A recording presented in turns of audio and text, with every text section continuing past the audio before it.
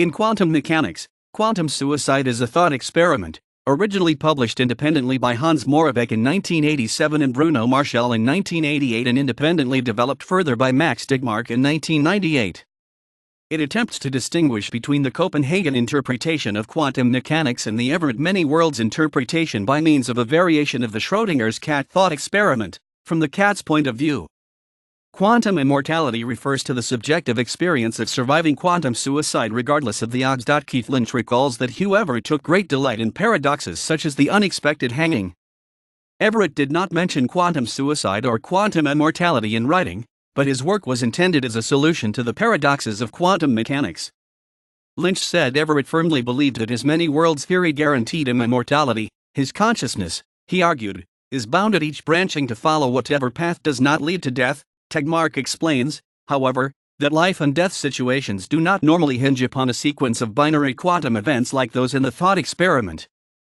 The quantum suicide thought experiment involves the same apparatus as Schrödinger's cat, a box which kills the occupant in a given time frame with probability 1/2 due to quantum uncertainty. The only difference is to have the experimenter recording observations be the one inside the box.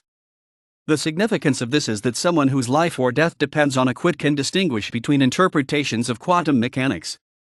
By definition, fixed observers cannot.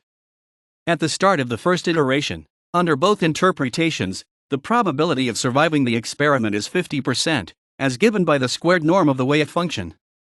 At the start of the second iteration, assuming the Copenhagen interpretation is true, the wave function has already collapsed. Thus, since the experimenter is already dead, there is a 0% chance of survival for any further iterations. However, if the many-worlds interpretation is true, a superposition of the live experimenter necessarily exists, as also does the one who dies.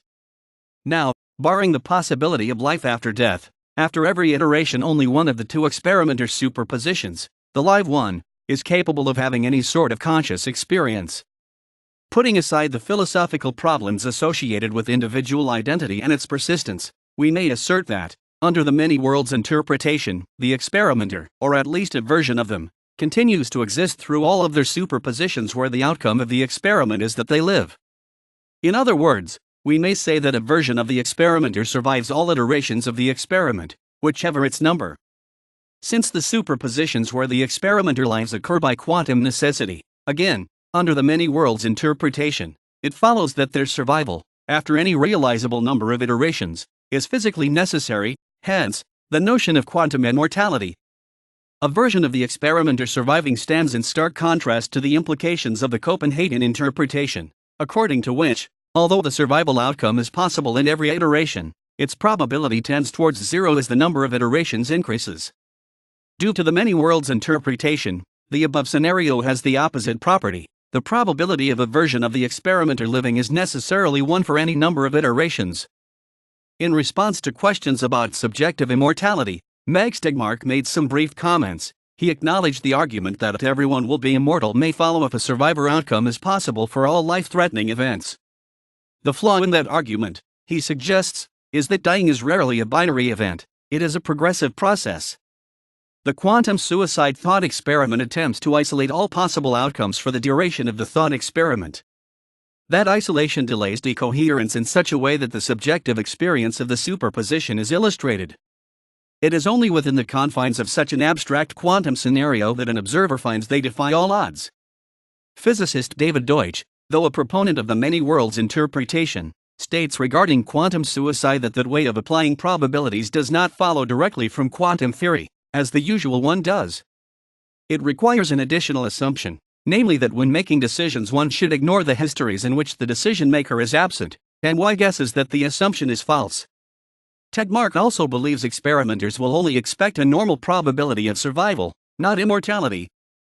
The experimenter's probability amplitude in the wave function decreases significantly, meaning they exist with a much lower measure than they had before.